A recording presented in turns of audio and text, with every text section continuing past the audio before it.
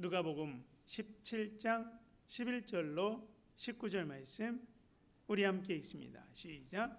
예수께서 예루살렘으로 가실 때에 사마리아와 갈릴리 사이로 지나가시다가 한 마을에 들어가시니 나병 환자 10명이 예수를 만나 멀리 서서 소리를 높여 이르되 예수 선생님이여 우리를 불쌍히 여기소서 하거늘 보시고 이르시되 가서 제사장들에게 너희 몸을 보이라 하셨더니 그들이 가다가 깨끗함을 받은지라. 그 중에 한 사람이 자기가 나은 것을 보고 큰 소리로 하나님께 영광을 돌리며 돌아와 예수의 발 아래에 엎드려 감사하니 그는 사마리아 사람이라. 예수께서 대답하여 이르시되 10사람이 다 깨끗함을 받지 아니하였느냐? 그 9은 어디 있느냐? 이 이방인 외에는 하나님께 영광을 돌리러 돌아온 자가 없느냐 하시고 그에게 이르시되 일어나 가라, 내 믿음이 너를 구원하였느니라 하시더라. 아멘. 우리가 잘 알고 있는 말씀 데살로니가 전서 5장 말씀에서 항상 기뻐해라, 쉬지 말고 기도해라, 그리고 범사에 감사해라 말씀을 하셨지만 이렇게 범사에 모든 일에서 감사하며 사는 게 참 어려운 것 같아요. 좋은 일이 있을 때 누구나 감사할 수도 있지만 좋은 일이 있어도 감사하지 않고 특별히 힘들고 어려운 일이 있을 때는 감사하는 게 더 어렵습니다. 또한 우리는 평소에 일반적으로 살아갈 때 그냥 일상적으로 살아갈 때 감사를 잘 하지 않고 감사를 잊고 살아가지요. 오늘 맥주 감사주일 맞이하여서 우리가 잊고 있는 하나님께 드려야 될 진정한 감사에 대해서 생각해 보려고 하는데요. 예수님께서 마지막 사역을 위해서 예루살렘으로 가시는 중에 갈릴리 지역에서 사마리아 지역을 지나 예루살렘을 이렇게 갈 때 갈릴리와 사마리아의 그 사이 중간 지역에 있는 한 마을을 지나고 계셨어요.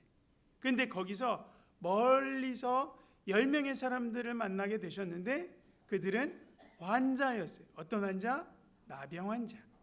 근데 이 10명의 나병 환자들이요, 오늘 성경에 보니까 모두 예수님으로부터 치료를 받았어요. 고칠 수 없는 이 병이 예수님께 치료를 받았습니다. 그들이 예수님이 말씀하신 대로 제사장들에게 가는 길에서 치료를 받게 되었는데 당시에는 이 나병 환자들은 따로 격리가 돼서 이렇게 살았는데 그들이 행여 이제 그 병이 낫게 되면 제사장에게 그의 몸을 보여서 확인을 받아서 병이 낫다 확인을 받으면 자기 집으로 돌아갈 수가 있는 거예요. 그래서 예수님이 그들을 고쳐주실 때 너희의 몸을 제사장에게 보여라 이렇게 말씀을 하셨거든요. 그래서 예수님 말씀대로 제사장들에게 가는 길에 그들이 고침을 받았어요. 가는 길에 자신이 깨끗해진 것을 보면서 모두 놀라워했고요. 그 순간 모두가 제사장에게로 달려가서 자기가 나은 것을 확인받고 그리고 그렇게 가고 싶어했던 만나고 싶었던 가족이 있는 집으로 달려갔을 거예요. 그런데 그들이 그렇게 낫게 되었을 때 10사람 중에 한 사람이 예수님께로 돌아와서 예수님께 감사를 드립니다. 그 순간 예수님께서 말씀하시죠. 17절과 18절에 보니까 10사람이 다 깨끗함을 받지 아니하였느냐? 그 9은 어디 있느냐? 이 이방인 외에는 하나님께 영광을 돌리러 돌아온 자가 없느냐 말씀하셨어요. 예수님은 하나님께 영광 돌릴 줄 모르고 감사할 줄 모르는 불쌍한 인생들을 보면서 안타까워하신 거죠. 여러분, 나병이라는 거 예전에 문둥병이라고 불렀죠. 이 나병균에 의해서 살이 썩고 떨어져 나가는 병이었어요. 얼굴이며 온몸에 성한 곳이 없고 진물이 나고 살이 뭉개져서 얼굴도 흉하게 되고 손도 발도 흉하게 되고 보기에도 아주 괴로운 그러한 병. 눈썹이 다 빠지고 코랑 입이 삐뚤어지고 병균이 있는 몸의 모든 곳들에 살들이 막 뭉개져서 뭉쳐진다 그래요. 온몸이 골마 터지고 손가락 발가락이 막 끊어져 나갑니다. 감각이랑 신경까지 다 그 병균이 옮으면서 전혀 아픈 감각이 없어요. 불에 대도 아프지 않고 아무리 세게 다쳐도 심하게 다쳐도 통증이 없다 그래. 이 통증이 없는 게 고통인 거예요. 그래서 이 나병은 사람이 고칠 수 없는 병이다 그래가지고 이 예수님 당시에는 하나님께 저주받은 병이다라고 사람들이 생각을 했어요. 또한 이 나병이 전염병이라고 생각을 했기 때문에 나병에 걸리면 사람들과 함께 지낼 수 없었어요. 가족들과 이렇게 떨어져서 저 동네 밖에 그런 사람들끼리 이렇게 모여서 집단 생활을 해야 됐습니다. 혹시라도 여행하던 사람들이 길을 잘 몰라서 이 나병 있는 사람들이 모여있는 그 부근을 이렇게 지나가게 되면 그 사람들이, 이 나병 환자들이 일반인들을 바라보면서 소리를 쳐야 돼요. 우리에게 오지 말라고. 나는 부정하다, 나는 부정하다, 그러니까 가까이 오면 안 된다 소리쳐가지고 그 사람이, 멀쩡한 사람이 가까이 오지 못하도록 해야만 했어요. 그렇게 하지 않고 이 나병 환자가 혹시라도 사람 근처에 이렇게 가게 되면 돌에 맞아 죽었습니다. 이 나병 당시에는 치료 약도 없었고 치료할 방법이 없었어요. 그런데 오늘 보니까 예수님을 만났던 10명의 이 환자들이 모두 깨끗이 나았다는 거예요. 하루하루 죽을 날만 새고 있었던 이 사람들이 기적과 같이 낫게 되었고 꿈에도 그리던 가족을 만나게 되었던 거죠. 그런데 10사람이 모두 낫게 되었지만 돌아와서 감사한 사람은 몇 명? 한 명, 한 명. 거기다가 그 사람은 이 보통 유대인들이 다 무시하고 멀리했던 사마리아 사람이었어요. 이방인들과 피가 섞인 순수한 유대인이 아닌 사람, 하나님을 모르는 사람이고 율법을 지키지 않는 사람이라고 유대인들이 손가락질하고, 이는 우리 유대인이 아니라 이방이다라고 얘기를 했던 사마리아 사람, 이렇게 무시받고 은혜도 모르고 하나님과 율법도 모른다고 여겼던 이방인 사마리아 사람만 예수님께 돌아와서 감사를 고백했다는 거예요. 오늘 우리들의 모습에도 점점 감사가 사라지고 있지 않습니까? 하나님께서 주신 은혜는 여전히 우리에게 많이 있지만 감사할 줄 아는 사람이 많지 않다라는 거예요. 다른 사람이 그런 게 아니라 오늘 우리가 그렇다는 거죠. 마음으로 드리는 감사, 입술로 드리는 감사, 또한 내 물질과 내 손으로 드리는 감사가 줄어들었고 없다라는 거예요. 그러므로 오늘 본문의 그 내용들을 통하여서 우리가 하나님께 드려야 될 진정한 감사에 대해서 생각해 보려고 하는데요. 첫째로 우리는 순간순간 정말 감사할 것들을 자꾸만 찾아야 된다는 거예요. 15절에 그 중에 한 사람이 자기가 낳은 것을 보고 큰 소리로 하나님께 영광을 돌리며 돌아왔다 그랬어요. 10명이 제사장에게 가는 길에 다 고침을 받았어요. 그런데 그 중에 딱 한 사람만 감사를 발견하고 찾았다라는 거예요. 그 감사를 예수님께 드려야 된다라고 찾고 생각했다라는 거예요. 여러분, 함께했던 다른 사람들 대부분 유대인들이었어요. 이 유대인은 누구보다 성경을 많이 알았고 하나님을 잘 아는 사람들이었고 모범적인 신앙생활을 해왔던 사람들이었어요. 그들이 어떻게 하나님의 말씀을 중요하게 여기냐면 이마에다가 성경의 중요한 구절을 여기다가 묶고 다녀요. 손목이랑 이런 곳에 말씀이 적혀 있는 것을 묶고 그것을 암송하며 살아갑니다. 유대인들이 성경과 율법을 자녀들에게 전해주는 방식은 성경을 통째로 외우게 했어요. 그렇기 때문에 그들은 말씀의 성경에 능통한 사람이었어요. 그런데 그렇게 성경에 가깝고 성경을 잘 알고 성경을 붙들고 사는 유대인들이었지만 하나님을 향한 고백은 적었다라는 거예요. 하나님을 향한 감사는 없었다라는 거죠. 여러분, 하나님께 감사할 줄 모르는 사람은요, 믿음이 없는 사람이에요. 하나님께 감사를 표현할 줄 모르고 감사함으로 드릴 줄 모르는 사람, 믿음이 없기 때문에 그런 거예요. 형편을 따라서, 믿음을 따라서 입술로 감사하고 물질로 감사할 줄 아는 사람, 그 사람이 진짜 믿음이 있는 사람인 거예요. 이 땅에 교회도 참 많고 교인들도 참 많지만 하나님께 진정한 감사를 드리는 사람 많지 않아요. 우리가 하나님의 은혜 때문에 살아간다라고 가끔 말은 하지만 하나님께 드리는 진정한 감사는 부족하다는 거예요. 마음과 입술의 감사도 없고 하나님의 은혜에 감사하는 내 손의 감사도 별로 없다는 거예요. 예수님께 돌아와서 감사했던 이 사람, 당시에 정말 사람 대우 받지 못했던 사마리아인 이방인이었어요. 그는 멀쩡했을 때도 유대인들에게 무시를 당했던 사람입니다. 그가 나병 환자까지 되었으니 얼마나 더 사람들에게 무시를 당했겠습니까? 그런데 그 사람은 자신이 경험했던 예수님의 은혜 앞에서 분명하게 감사를 찾고 붙들었던 사람이죠. 그것이 감사해야 하는 일인지를 알았다는 거예요. 누구에게 그 감사를 드려야 되는지를 알았다는 거죠. 그렇기 때문에 감사를 고백한 이 사마리아인 믿음 있는 사람이라는 거죠. 우리말에 그런 말 있지요. 은혜를 모르는 사람을 뭐하다고? 배은망덕하다고 말을 합니다. 받은 은혜를 저버리고 배신하고 있다라는 거예요. 은혜를 아는 사람은 그 은혜 앞에서 나의 부족함을 압니다. 그 은혜 앞에서는 내가 아니라 하나님이 하셨음을 압니다. 그래서 그 은혜 앞에서 감사부터 찾는 거예요. 그래서 믿음 있는 사람, 믿음으로 살려는 사람은 순간순간 감사한 것을 찾아야 되는 거예요.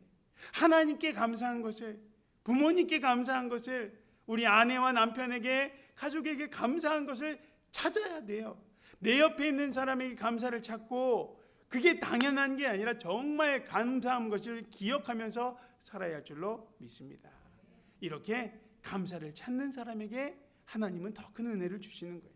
두 번째로, 감사를 찾았으면 말과 행동으로 감사를 표현해야 되는 거예요. 이 사마리아인 자신의 병이 낫게 되었을 때 그것이 은혜임을 알게 되었어요.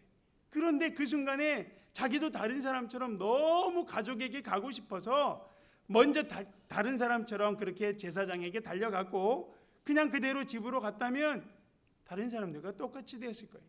그런데 그는 그렇게 하지 않고 다른 사람들이 다 제사장에게 달려갈 때 그는 발걸음을 돌립니다. 예수님께 돌아갔어요. 그래서 감사를 찾고 감사를 깨닫는 것도 중요하지만 그 감사를 행동하는 게 더 중요한 거예요. 알아도 행동해야 그게 믿음이 되는 겁니다. 감사도 생각만 한다고 되는 게 아니라 그 감사를 말과 행동으로 표현해야 진정한 감사가 된다라는 거예요. 감사하는 마음과 생각이 있어도 감사하다고 말하지 않으면, 감사하다고 행동으로 표현하지 않으면 그거 아무도 모르는 거잖아요. 그리고 그렇게 표현하지 않는 감사는 나중에 자꾸 지나면 그게 당연한 게 되고 감사를 잊어버리게 된다라는 거예요. 그래서 감사도 자꾸만 표현해야 되는 거예요. 9명의 사람들 너무나 기뻐서 예수님께 대한 감사를 잊어버렸어요. 은혜 받은 것을 잊어버렸어요. 자기 감정에만 빠져 있습니다. 가족 만날 그러한 기쁨에만 들떠 있습니다. 그런데 이 사마리아 사람 그렇게 하지 않았다는 거예요. 그도 얼마나 가족을 만나고 싶었을 겁니까? 지금까지 멸시와 천대 속에 정말 괴로운 삶을 살아왔잖아요. 아내와 자녀들, 가족의 얼굴도 못 보고 지금 죽어야 될 그런 처지였잖아요. 살아도 사는 게 아니었을 거예요. 그런데 기적과 같이 낫게 되었어요. 그 고통에서 벗어난 기쁨 말로 할 수가 없었겠죠. 그래서 누구보다 먼저 빨리 가족에게로 달려가고 싶었을 거예요. 그럼에도 먼저 해야 될 것이 있다라는 것을 알았지요. 그에게 이러한 기적의 기쁨을 주신, 은혜를 베푸신 예수님께 감사하는 일을 해야겠다, 그것을 했다라는 거죠. 그래서 그는 다시 예수님께 되돌아갑니다. 그런데 그는 예수님께 감사하면서 드릴 게 없었어요. 아무것도 없는 불쌍한 신세로 지금까지 살았기 때문에 제대로 드릴 것이 없었어요. 그래서 그는 예수님 발 앞에 엎드려서 깊은 마음의 감사를 드립니다. 예수님께 영광을 돌렸습니다. 하나님께 영광을 돌렸어요. 그는 하나님을 제대로 믿는 사람이었기 때문에 그 기적의 순간에 감사와 찬양을 먼저 드릴 수 있었다라는 거예요. 다른 사람들이 어떻게 하는지랑 상관없이요, 자신은 먼저 예수님을 생각했고 예수님께 감사드리는 것이 무엇보다 먼저다라고 생각했다는 거예요. 은혜를 아는 사람이었고 믿음 있는 사람이었다는 거예요. 그래서 그 은혜를 경험했을 때 먼저 믿음이 있었기 때문에 감사도 드릴 수 있었다. 우리도 내 삶의 우선순위를 항상 하나님께 두고 살아야 합니다. 모든 것을 하나님의 은혜 안에서 생각하고 그럴 때 하나님께 감사할 줄 아는 사람이 될 수 있다는 거죠. 하나님이 나에게 베풀어 주신 하나하나 생각할 때 이건 내가 열심히 해서 하다 보니까 된 게 아니라 하나님이 하셨다, 하나님이 도우셨다, 하나님이 주셨다, 그 은혜를 분명히 생각하면 감사할 수 있게 된다는 거예요. 그런데 이렇게 감사하면서 살려면 믿음이 있어야 되고 믿음의 결단이 있어야 돼요. 9명이 모두 제사장에게 달려가도 나는 지금 예수님께 먼저 가야겠다. 모든 사람들이 내가 좋아하는 길로 세상 길로 가도 나는 먼저 말씀의 길로 가고 믿음의 길로 가고 하나님이 원하시는 그 길로 가겠다라는 결단이 있어야 된다는 거예요. 진정한 믿음이 있는 사람은요, 항상 하나님을 내 삶의 우선순위에 두고서 하나님의 은혜를 사모하고 그 은혜 받았을 때 그것에 감사할 줄 아는 사람이 믿음 있는 사람인 줄로 믿습니다. 감사하다면 그 감사를 머리에만 두지 말고 그 감사를 표현해야 돼요. 감사를 마음에만 두지 말고 그 감사를 표현해야 할 줄로 믿습니다. 세 번째로 감사함이 깨달아졌고 그것을 해야 되겠다고 생각했다면 세 번째는 미루지 말아야 된다는 거예요. 바로 감사해야 된다는 거예요. 이 사마리아인 자신이 나은 거 알았을 때 곧바로 예수님께 뒤돌아서 달려갔어요. 다른 9명처럼 먼저 제사장에게 가지 않고 먼저 집으로 가지 않았습니다. 나중에 예수님 만나면 그때 감사하면 되지 않을까 생각하지 않았다는 거예요. 그는 감사를 뒤로 미루지 않았어요. 다른 사람들 보면서 고민하면서 머뭇거리지도 않았어요. 다 달려가는 걸 보면서 즉시 뒤돌아서서 예수님께 달려갑니다. 은혜를 깨달았을 때 감사를 자꾸 미루고 있으면 여러분 감사가 작아지고요, 식어집니다. 감사가 식어지면 은혜 받은 것도 사라지게 되어 있어요. 그래서 사탄은 우리를 꼬셔서 감사하지 못하게 만들어요. 미루다가 우리에게 있는 은혜를 사라지게 만들려고 그러는 거예요. 우리가 믿음으로 살지 못하게 하려고 자꾸만 감사를, 은혜를 미루게 한다는 거예요. 우리가 때로는 은혜를 받아서 하나님께 내가 좀 뭐 좀 드려야겠다라는 감동이 생길 때가 있지 않습니까? 그때를 보면 처음에는 감동이 커서 정말 이 큰 감동을 가지고 드리고 싶어지지만 시간이 지날수록 이런저런 생각이 많아지면서 감동이 작아져요. 그러다가 결국에는 뭐 다음에 하지 이러면서 그 마음이 사라지지 않습니까? 그러다가 결국 못하는 거예요. 그러다가 결국 그 감사가 사라지고 내가 그때 받았던 은혜가 계속 유지되지 않는다라는 거예요. 하나님을 향한 감사가 사라지게 하고 하나님께 대한 감동이 사라지게 하며 하나님 안에서 더 누려야 될 은혜를 사라지게 하는 거 누가 그렇게 하겠습니까? 내가 생각해 보니까 잘 판단해서 그렇게 되는 게 아닌 거예요. 타협하지 말고 우리들의 마음을 잘 들여다보세요. 하나님이 기뻐하실 은혜와 감동과 감사가 사라지게 하는 건 우리를 하나님으로부터 멀어지게 하려는 사탄의 계략밖에 없는 거예요. 그래서 은혜를 받고 은혜 안에서 깨달음이 오면 그 마음이 식기 전에 빨리 해야 되는 거예요. 빨리 헌신하고 빨리 드리고 빨리 감사해야 합니다. 지체하고 있으면 나중으로 미루다 보면 기회가 사라지는 거예요. 그러면 은혜도 사라지고 감사도 다 사라지게 되는 거예요. 하나님은 우리들에게 순간순간 귀한 은혜들을 주십니다. 은혜 주실 때 감사할 줄 아는 사람이 더 큰 하나님의 은혜를 경험하게 되는 줄로 믿습니다. 모든 것이 때가 있듯이 감사도 때가 있는 거예요. 그 때를 놓치면 더 풍성한 은혜와 감사를 놓치게 된다는 것을 기억하면서 미루지 마시기를 바랍니다. 마지막 네 번째로 이 사람은 예수님께 감사함으로 구원까지 받았다라는 거예요. 19절에 그에게 이르시되 일어나 가라, 내 믿음이 너를 구원하였느니라 말씀하셨어요. 10사람 중에서 예수님께 돌아와서 감사를 드렸던 그 사마리아 사람, 자기의 몸도 치료받고 구원도 받게 되었어요. 다른 사람들 고침 받았지만 예수님께서 주실 수 있는 더 큰 선물 구원은 받지 못했지요. 9명도 고침 받아서 가족을 만나 살게 되어서 얼마나 기쁘겠어요. 근데 그렇게 살다가 그냥 죽었을 거예요. 그런데 사마리아 사람 고침도 받았을 뿐만 아니라 예수님을 통해서 구원받아 천국 가게 되었다는 거예요. 예수님께 돌아와서 감사하던 사마리아인에게 예수님이 이렇게 말씀하시죠. 내 믿음이 너를 구원하였느니라. 그 사람에게는 다른 사람들과 다른 믿음이 있었다는 거예요. 그 믿음이 있었기 때문에 네가 구원까지 얻게 되었다는 거예요. 그러면 그 사람의 믿음이 뭐예요? 그 사람이 예수님께 보여줬던 구원 얻을 믿음이 무엇입니까? 그것은 내가 받은 것이 어쩌다 된 것이 아니라 이것이 은혜라는 것을 깨닫는 것이 믿음이었어요. 그리고 나를 고쳐주신 그 예수님이 구원자시구나라는 걸 깨닫는 게 바로 그의 믿음인 줄로 믿습니다. 예수님의 말씀을 듣고 제사장에게 가는 길에 자신의 몸이 낫게 되었을 때 그걸 그냥 어쩌다 보니까 뭐 그렇게 됐구나, 그게 아니라 예수님이 나를 고쳐주셨구나, 이 예수님은 정말 구원자시구나 라는 것을 확신하게 되었다는 거예요. 이렇게 문드러진 몸으로 평생 살다가 죽어야 될 나를 말씀으로 고쳐주신 저분이 바로 구원자다, 메시아다 알아보았다라는 거예요. 예수님이 어떤 분인지를 깨닫고 그 예수님을 구원자로 믿는 그것이 믿음인 줄로 믿습니다. 또한 예수님을 구원자로 깨달았을 때 예수님께 온전한 마음으로 감사를 드릴 수 있는 것, 그게 바로 그의 믿음이었다는 거예요. 예수님이 행하신 것을 보고 듣고 경험했을 때 살다 보니까 그럴 수도 있지, 어떻게 하다 보니까 된 거 아니야? 그럴 수도 있지만 그 순간에 감사함을 찾아야 된다는 거죠.